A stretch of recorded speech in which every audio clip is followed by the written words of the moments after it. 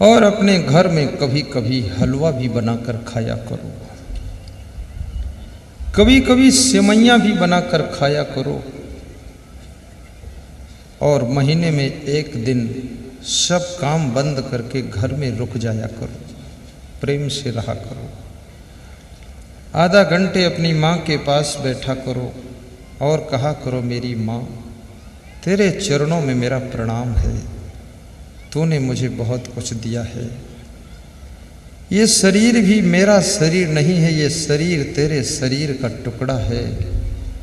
तूने अपना दूध पिलाकर मुझे बड़ा किया है। माँ, मेरे लिए कुछ आदेश करो, मैं आपके लिए कुछ काम कर सकूं। माँ से भी मीठी मीठी बातें करना। अपने पिताजी के पास में भी समय निकाल कर आधा घंटे बैठ जाया करो और उनकी पुरानी कहानियाँ सुन लिया करो कि उन्होंने जवानी में कितने संघर्ष सहे हैं, ये सुन लिया करो। और कहा करो कि धन्य हो पिताजी, तुम कितने महान हो, तुमने ऐसी विषम परिस्थितियों में इस घर का विकास कैसे किया होगा। अपने पिता को नमन करो। थोड़ा समय निकाल कर 1 घंटा अपनी धर्म पत्नी के पास बैठ जाया करो। कितने लोगों ने जब से शादी किया है तब से ऐसे भूत प्रेत बने हैं कि उनकी पत्नी ने उनका मुंह नहीं देखा ठीक से कि भूतनाथ किधर जा रहे हैं। बड़ी आफा काफा मचा रखी है, बड़ी उलझन है। और अपनी पत्नी को कहते हैं, मैं तेरे को दिखा दूंगा कुछ करके। पत्नी कहती है, अरे पागल, मैं तेरे को ही नहीं देख पा रही हूँ, तेरा किया हुआ क्या देखूंगी। तू बैठ तो घर में शांति से चाय तो पी ले। अपनी पत्नी के पास महीने में 1 दिन बैठ जाया करो और उसकी सारी बातों को सुन लिया करो और मुस्करा दिया करो। और ये भी कहा करो कि तुम जैसी पत्नी न मिलती तो न जाने कब के हम मर गए होते। तुम्हारी वजह से जिंदा है तो तुम्हारी पत्नी सोचेगी कि मेरे हाथ में इसकी जान है, जब चाहूँ मार दूँ, जिंदा रखूँ। एक पति अपनी पत्नी को बोलता था, तू मेरी जान है, तो उसकी पत्नी बहुत खुश हो जाती थी कि मैं इसकी जान हूँ, जब चाहूँगी जान निकाल दूंगी। बहुत खुश होती थी। तो एक दिन उसकी पत्नी ने पूछा, ये जो तुम मुझसे कहते हो कि तू मेरी जान है, ये बात तुमने क्या किसी और से कहा है? तो उसके पति ने कहा, ये बात मैं 10 स्त्रियों से और कह चुका हूं। तो उसकी पत्नी ने सोचा, बहुत झूठा आदमी है ये। प्रेम की चर्चा कर लिया करो, थोड़ा अपनी वाइफ के दुख सुख सुन लिया करो। किसी के दुख, किसी की पीड़ा सुनने से भी उसका कष्ट कम हो जाता है। और परिवार का मेंटेनेंस करने के लिए महीने में 1 दिन का समय जरूर दीजिए, अन्यथा परिवार में अचानक बड़ा विस्फोट हो जाएगा। कभी कभी समय निकाल कर अपनी ससुराल भी चले जाया करो। रोज मत जाओ, कभी कभी साल में 6 बार जाओ। सास ससुर को प्रणाम करो कि धन्य हो आप तो महान हो ही, आपकी बेटी आपसे ज़्यादा महान है। क्योंकि आपकी बेटी अगर मेरे घर न जाती तो मेरा घर कौन संभालता। तुम्हारे सास ससुर खुश रहेंगे तो समझ लो आपकी वाइफ खुश रहेगी। यदि सास ससुर डिस्टर्ब हो गए तो वहाँ से इंजेक्शन मारेंगे तो यहाँ वाइफ डिस्टर्ब शुरू कर देगी। इसलिए उनको भी थोड़ा समय दीजिए। थोड़ा समय अपने भाई और बहन के बीच में भी दीजिए, क्योंकि सभी प्रेम चाहते हैं, सभी स्नेह चाहते हैं। थोड़ा समय उनको भी दीजिए। और प्रेम की चर्चा करने से जीव को सुख मिलता है।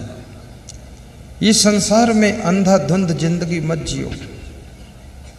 थोड़ा समय निकाल करके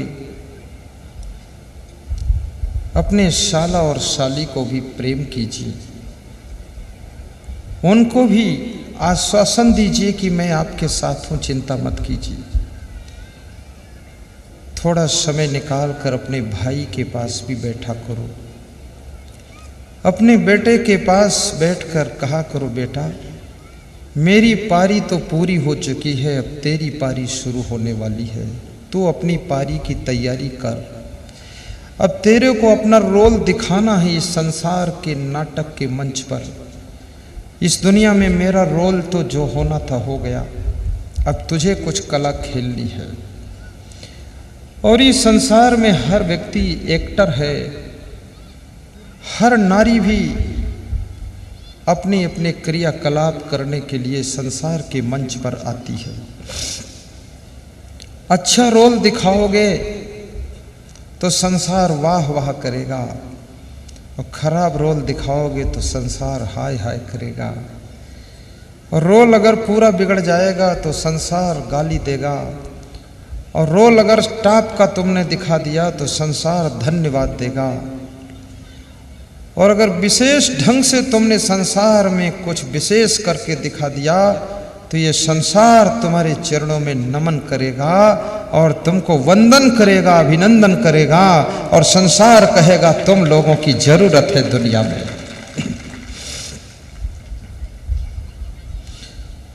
थोड़ा समय निकाल करके अपने दादा दादी के पास भी बैठ जाया करो। दादा दादी को समय बहुत कम लोग देते हैं, उनके पास बैठोगे उनको बहुत अच्छा लगेगा।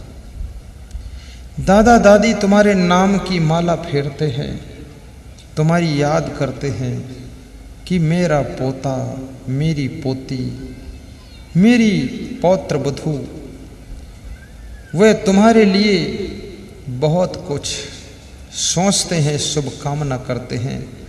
ऐसे दादा दादी को धन्यवाद देना। और उनके पास बैठकर कहना, दादा कोई ज़रूरत हो तो बताना, हम तुरंत पेश कर देंगे। और उनको छोटे मोटे सामान लाकर भी दे देना। अपने गुरु के पास भी समय निकाल कर थोड़ा कभी बैठ जाना। संत के साथ में तुम्हारा जन्म जन्म का रिश्ता है।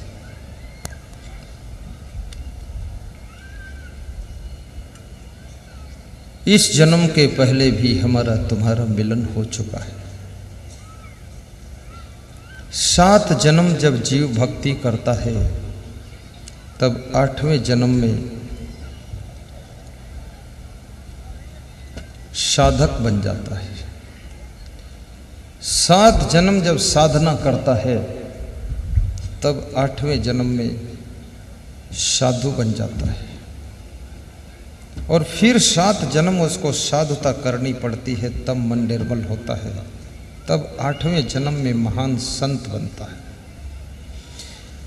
और संत बन करके जब त्याग वैराग की तपस्या करता है 7 जन्म, तब 8वें जन्म में दिव्य तेजस्वी महान आत्मा के रूप में सदगुरु देव का स्वरूप उसके अंदर प्रकट होता है। तब वो पूरे संसार को तारने का काम करता है और स्वयं संसार से लास्ट में तर जाता है। उसी को सदगुरु देव भगवान कहते हैं।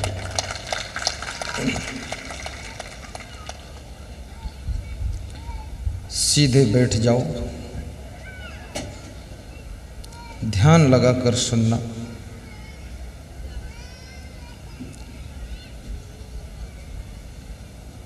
महीने में एक दिन रेस्ट भी कर लिया करो,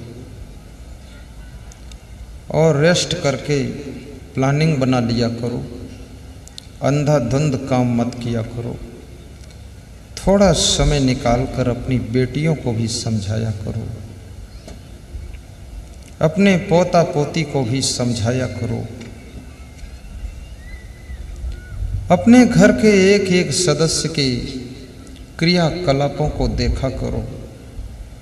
जो अच्छा कर रहे हैं उनको धन्यवाद दिया करो, जो गलतियां कर रहे हैं उनको समझा दिया करो, समझाने से नहीं मान रहे तो क्षमा कर दिया करो, क्षमा करने से भी नहीं सुधर रहे तो थोड़ा डांट दिया करो, और डांटने से भी नहीं समझते थोड़ा डपट दिया करो, और डपटने से भी नहीं मानते हैं तो गम खा लिया करो, और फिर भी नहीं सुधरते हैं तो कोई ऐसा रास्ता ढूंढा करो कि उस राक्षस से छुट्टी मिल जाए और तुम्हारा जीवन सुखी हो जाए, उससे छुट्टी मिले।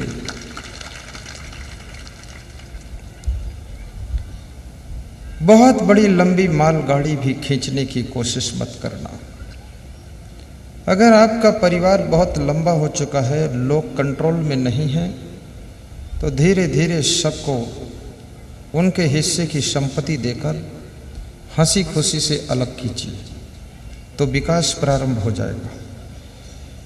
क्योंकि लंबी ट्रेन जो होती है मालगाड़ी, उसमें बहुत से डिब्बों के पहिया घूमते ही नहीं है, और इंजन की दम निकलती चली जा रही है, और पहिया पटरी पर घिसट रहे हैं और चिंगारी निकल रही, आग पैदा हो रही है। तो उन डब्बों को थोड़ा अलग कीजिए, ज़्यादा ज़बरदस्ती मत खींचिए, अन्यथा आग पैदा कर देंगे। ऐसे आपके घर में भी बहुत से डब्बे होते हैं, बहुत से लोग होते हैं। जब तक परिवार हंसी खुशी से प्रेम से कंट्रोल में चले तब तक उसको जॉइंट चलाइए। एकता संगठन में सुख है, एकता संगठन में उन्नति है। अलग बिलग में आदमी को बहुत चिंता टेंशन होती है, याद रखना। अभी जैसे मैं अपने संतों के साथ हूँ, मैं बड़ा सुखी हूँ। मैं लाखों संतों में एक संत ऐसा हूँ जो बड़ा मस्त मौला और ज़्यादा सुखी हूँ। लाखों संतों में बहुत आनंदित हूँ। क्यों? क्योंकि मैं अपने संतों के साथ हूँ, शिष्यों के साथ हूँ। और ये जितने हमारे संत हैं, ये बड़े बुद्धिमान भी हैं, समझदार भी हैं, और जिम्मेदार हैं, वफादार हैं, ईमानदार हैं, और बड़े कलाकार हैं। एक से एक हैं इसमें। Electric engineer, electronic engineer, diploma, post graduate, graduate, intermediate, पढ़े लिखे सब हैं। ये देखने में लगते छोटे छोटे, ये बहुत कमाल करने वाले हैं। हाँ, बहुत होशियार लोग हैं ये। तो ये सभी संत मिल करके हमको ऐसे रखते जैसे गुलाब के फूल को संभाल कर रखते हैं। सब व्यवस्था कंप्लीट। आप मेरा विश्राम कक्ष देखोगे तो खुश हो जाओगे। बिल्कुल क्लीन, साफ सुथरा, कहीं सिमटा सलवट नीचे भी नहीं, और जो बिस्तर बिछा है कहीं उसमें कोई दाग नहीं। ऐसा लगता है कि देवलोक में निवास करता हूं। और कोई स्पेशल सामान नहीं है, जो भक्त लोग दे देते ना उसी को सेटिंग करता हूँ। अभी यहाँ वालों ने एक रजाई दिया है, एक गद्दा दिया तो गद्दा बिछा लिया, और रजाई 100 पीस में देखने के लिए रखा हूँ। तो पूछना था ये देना है कि वापस करना है। इसलिए उसको मैं 100 पीस में देखता रहता हूँ। जो भी भक्त लोग देते ना उसी को सेटिंग बनाता हूँ, स्पेशल कुछ नहीं। और सफाई अच्छी हमारे संत लोग सब करते हैं। और संत जीवन में मुझको बहुत सुख मिला है, बहुत सुख मिला है। इसीलिए मैं हंसता रहता हूँ। हंसता कोई फ्री में नहीं हूँ, बहुत सुख मिला है, बड़ा आनंद रहता है। क्योंकि ना तो कोई आदत है, ना कोई चिंता है, ना कोई टेंशन है, ना कोई बच्चा बच्ची है, ना कोई पत्नी पतना है। जो कुछ है सब इतना है। ना बहू रानी, ना घर में परेशानी, कोई लफड़ा नहीं। 2 दिन चिखली में, 2 दिन बड़ौद में, 2 दिन भाट पचलाना में, 3 दिन वहाँ, 3 दिन कहाँ। ऐसा चलते चलते मेरे 30 साल पार हो चुके हैं। मैं आश्रम में तो रहता ही नहीं। हमारे आश्रम दूसरे संत लोग चलाते हैं, वो भी हमारे संत हैं, शिष्य लोग हैं, गुरु लोग हैं। हमारे गुरु भी चलाते हैं। तो एकता संगठन में सुख तो है, बड़ा आनंद है। और मैं आपसे निवेदन करूंगा, आपके घर की एकता टूटने के कारण आप कभी मत बनना। आपको कितना सहना पड़े, गम खाना पड़े, झुक जाना पड़े, लेकिन आपके कारण आपका घर विखंडित ना हो। एकता और संगठन की शक्ति का खेल निराला होता है। मधुमक्खियों की एकता हाथियों के भी छक्के छुड़ा देती है। मधुमक्खियों की एकता हाथियों के भी छक्के छुड़ा देती है। और याद रखना, सैकड़ों धागे जुड़ करके हाथी को भी रस्सा में बांध देते हैं और एक धागे को एक छोटा सा बच्चा भी तोड़ देता है। एकता से राष्ट्र का निर्माण होता है, प्रेम से ही देश का कल्याण होता है। स्नेह का दीप जलाओ आज घर घर में, प्रेम ही आजादी का पैगाम होता है, प्रेम ही आजादी का पैगाम होता है।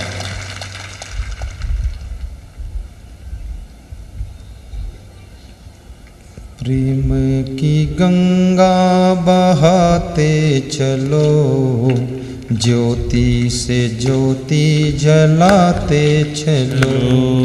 प्रेम की गंगा बहाते चलो, ज्योति से ज्योति जलाते चलो।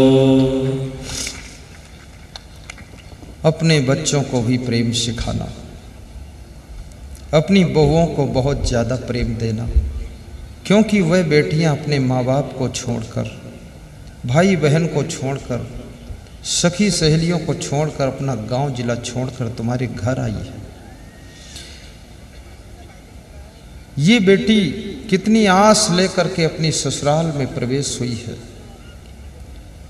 इसके अंदर और कुछ नहीं, केवल प्रेम की भूख है। हे बूढ़ी सासुओं, अपनी बहू के सिर पर हाथ रखना, छोटी छोटी गलतियों को क्षमा कर देना और बहुओं के मनोबल को डाउन न करना, उनकी हिम्मत को बढ़ाना और बहुओं से कह देना कि चिंता न करना, मैं जिंदगी भर तुम्हें सहयोग करूंगी और जितना विकास करना हो करो, हम तुम्हारे साथ हैं। ऐसा अपनी बहुओं को हिम्मत देना, स्वयं निश्चिंत हो जाना। और बहुओं से भी कहूँगा मैं कि जिस घर में तुम ससुराल में गई हो, उस घर का पूरा लोड ले लेना, पूरी जिम्मेदारी ले लेना, घर का कारोबार संभाल लेना, अपने सास ससुर को फ्री कर देना, खुश कर देना, मुस्कराते रहें, उनके अनुकूल संतोषजनक कार्य करना। और इस घर की उन्नति अब तुम्हारे हाथों में है, इसका विकास तुम्हारी बुद्धि से होना है, इसको आगे बढ़ाने के लिए तुमको तपस्या करनी है। कितनी गम खाना पड़े बहुओं, तपस्या करके इस घर की समस्या का समाधान करना और इस घर को आगे की ओर ले जाना। किसी आश्रम में तुम शिष्य बनो, संत बन जाओ, उस आश्रम की भी उन्नति करो। कितने शिष्य लोग आश्रम में पहुंच जाते हैं तो आश्रम में चमत्कार हो जाता है।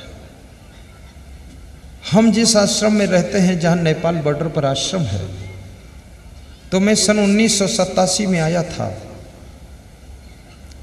तो मेरे गुरुदेव के पास में केवल 7 संत थे उस समय। आज वो विकास होते होते संतों की संख्या 50 से 70 पहुंच गई है। और गुरुदेव का प्रचार प्रसार 3 जिलों में था, आज पूरे वर्ल्ड में हो चुका है। और मेरे गुरुदेव 3 जिलों में जाते थे और मैं करीब करीब 10-11 देशों में पहुंच गया हूं। मैं मेरे गुरुदेव से कहता हूं, आप भी चलो मेरे साथ मध्य प्रदेश। तो कहते हैं शरीर कमज़ोर है, 99 साल उम्र है। मैंने कहा एक बार वहाँ का नज़ारा तो देख लो, दर्शन तो दे दो। और मेरी इच्छा होती है कि कभी मैं उज्जैन लाऊं और आपको दर्शन कराऊं। और अभी 99 साल की उम्र में भी हमारे गुरु का जो मुखमंडल है वो बिल्कुल गुलाब के फूल जैसा दमकता चमकता है। और मेरे गुरु जो है अभी भी बड़े मजबूत हैं, 2-3 किलोमीटर पैदल चलते हैं और अभी भी वे सब्जी की खेती करते हैं अपने हाथ से। वे अपनी उगाई हुई सब्जी मेरे से कह रहे थे, तुम्हारे लिए पपीता मंगाया हूँ पर तुम्हारे को खाने का टाइम है कि नहीं। पपीता लगा दिया हूँ पेड़ में, पानी डालता हूँ। मैंने कहा गुरुदेव आप लगा दीजिए, मैं कभी आऊँगा खा लूँगा। बोले 6 महीने बाद आते हो, क्या खाओगे?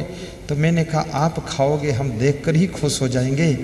बोले जल्दी आ जाना, अच्छा जा रहे हो। और जब मैं वहाँ से विदा होता हूँ तो गुरुजी मेरी ओर टकटकी लगाकर देखते रहते हैं और ये देखते हैं कि खुश हैं कि नहीं है। तो मैं मुस्कुराता हूँ, हंसता हूँ और कहता हूँ गुरुजी आप चिंता न करना, हम बहुत जल्दी आएंगे। तो वे हंस देते हैं और मैं विदा हो जाता हूँ और आपके मध्य प्रदेश आता हूँ। और उन्होंने हमको बच्चे की तरह पाल कर सिखाया है, एक एक अक्षर। मैं श्लोक नहीं पढ़ पाता था पहले, क्योंकि मैं संस्कृत बहुत कम पढ़ा हूँ।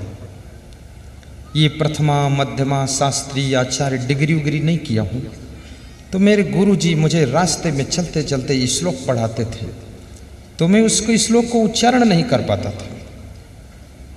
तो वे बार बार समझाते थे कि श्लोक जरूर पढ़ना है। तो मैंने कहा गुरुदेव ये अड़म गड़म भाषा है, इससे क्या फायदा है, अपन हिंदी में बोल देंगे। तो बोले नहीं, हिंदी नहीं, जब तक शास्त्र की बात नहीं कहोगे तो लोग तुम्हारी पॉकेट की बात को सुनेंगे नहीं, और तुमको भी शास्त्रों का अवलोकन करना है। तो श्लोक सिखाया। तो मैंने पहली रात में 29 श्लोक याद करके गुरुजी को सुनाया। तो मेरा गुरु सवेरे खुश हो गया, बोले कि एक दिन तुम गजब करोगे। हमने कहा आप गजब कराओगे तो कर दूंगा गजब।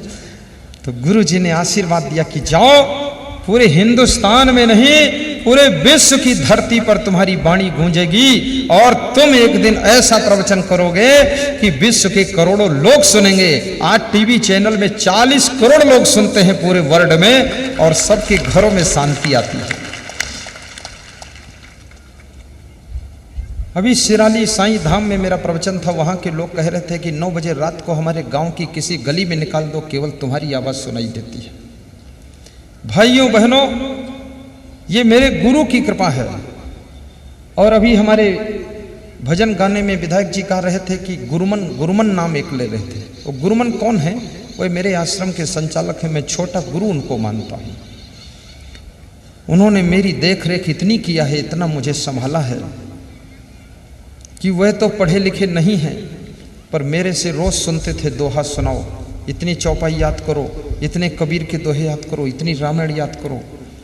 तो मैंने एक दिन उनको 155 दोहा सुनाया, दिन भर याद किया। तो बहुत खुश हुए। 19 भजन एक एक घंटे में याद करके सुनाता था। और पढ़ना मेरा विषय सबसे रुचिदार है। भोजन छोड़ दूं, खाना छोड़ दूं, सोना छोड़ दूं, लेकिन मुझे पढ़ने में जो आनंद मिलता है, आध्यात्मिक ग्रंथों में जो सुख मिलता है, वो दुनिया में कहीं सुख दिखाई नहीं देता है।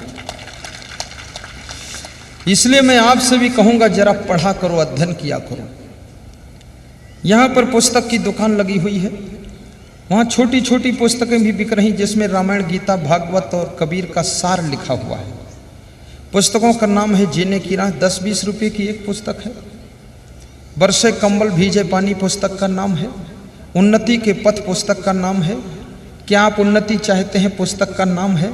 सुख की खोज पुस्तक का नाम है। भजनावली, जितने भजन में गाता हूँ वो भी पुस्तक वहाँ एक है, उसमें सब भजन लिखे हैं। सारी पुस्तकें खरीद लो और अपने घरों में संत गुरु के फोटो लगाना, हीरो हीरोइन के फोटो मत लगाना, गधे घोड़े के फोटो मत लगाना।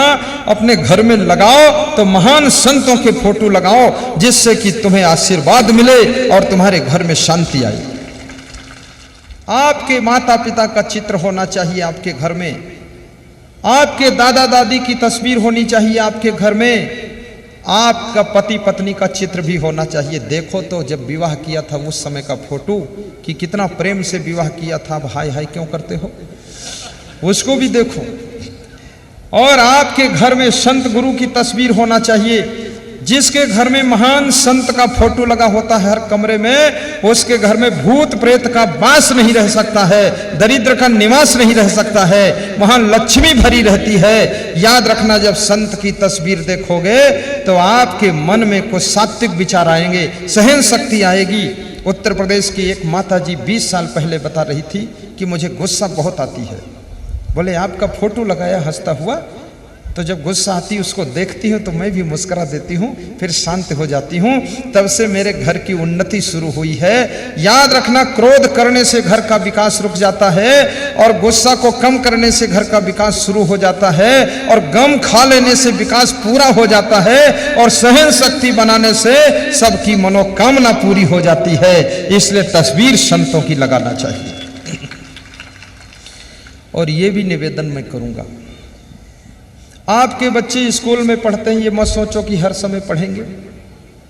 20 मिनट उनकी पढ़ाई बंद करके 9 बजे से 9:20 तक उनको प्रवचन में बिठाइए, ताकि आपके बच्चों को संस्कार मिले, पढ़ने लिखने का ढंग मिले, कैसे पढ़ना लिखना चाहिए। क्योंकि विद्यार्थियों के लिए मैं कभी कभी बहुत अच्छा सुनाता हूँ और विद्यार्थियों के लिए यहाँ भी सुनाने की इच्छा है, थोड़ा सुना दूँ।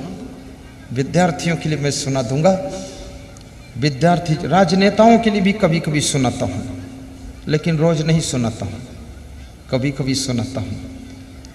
और कभी कभी बिजनेसमैन के लिए भी सुनाता हूँ कि आपका बिजनेस कैसे आगे बढ़े। और गृहस्थों के लिए तो बहुत सुनाता हूँ और साधुओं के लिए कभी कभी सुनाता हूँ। थोड़ा समय निकाल करके धार्मिक ग्रंथों का अध्ययन किया करो, इससे तुम्हारा ज्ञान बढ़ेगा। थोड़ा समय निकाल करके प्रवचन रोज सुना करो। अपने घर में एक कमरा अच्छा बनाइए। रमेश चंद्र पूर्व सरपंच, एक कमरा ऐसा बनाइए अपनी ज़िंदगी में, दूसरी तीसरी मंजिल पर, जिसमें बहुत सुंदर साउंड सिस्टम लगाइए, बहुत सुंदर स्क्रीन लगाइए और प्रवचन के मेमोरी कार्ड, मेमोरी चिप्स ले जाकर लगाइए, पेन ड्राइव लगाइए। ध्यान से 1 घंटा प्रवचन सुनो, आनंद में डूब जाओ। ऐसे ऐसे मेमोरी कार्ड हैं जिनमें 150-150 घंटे का प्रवचन है, छठा प्रवचन है। यूट्यूब में भी प्रवचन सुनिए। मोबाइल में यूट्यूब है ना, यूट्यूब में 700 वीडियो लोड किए गए हैं। हमारे संत जी जो वीडियो लोड करते हैं वो पीछे बैठे हुए हैं, इलेक्ट्रॉनिक इंजीनियर हैं। 700 वीडियो लोड किया है, उसके द्वारा भी सुनिए। और गुरु की वाणी का प्रचार प्रसार भी कीजिए, और जो सुनिए उसको कुछ याद कीजिए और दूसरों को भी सुनाइए और दूसरों को बताइए कि 9 बजे रात को प्रवचन सुनो, 6:50 पर शाम को प्रवचन सुनो, यूट्यूब में प्रवचन सुनो। आप मेरा नाम सर्च करो, असंग देव, असंग साहेब या सुखद सत्संग या परोपकार लिखो, 4 चैनल है यूट्यूब में और आपको सब प्रवचन वहाँ मिल जाएंगे। आपके घर में सुख शांति आए, इसके लिए मैं चाबियां आपको दे रहा हूं कि भगवान श्री कृष्ण अर्जुन को आत्मज्ञान करा रहे हैं। यही बात थी ना। श्री कृष्ण उवाच, श्री कृष्ण बोले, अर्जुन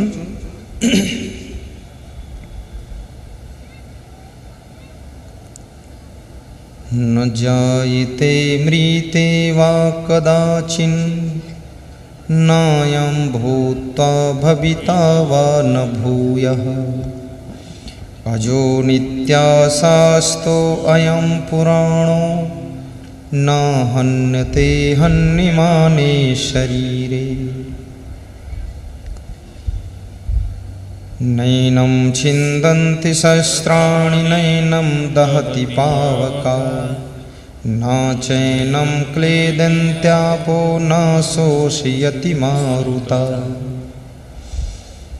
वासांसि जीर्णानि यथा विहाय, नवानि गृह्णाति तथा शरीराणि, विहाय जीर्णान्यन्यानि संयाति नवानि देहि।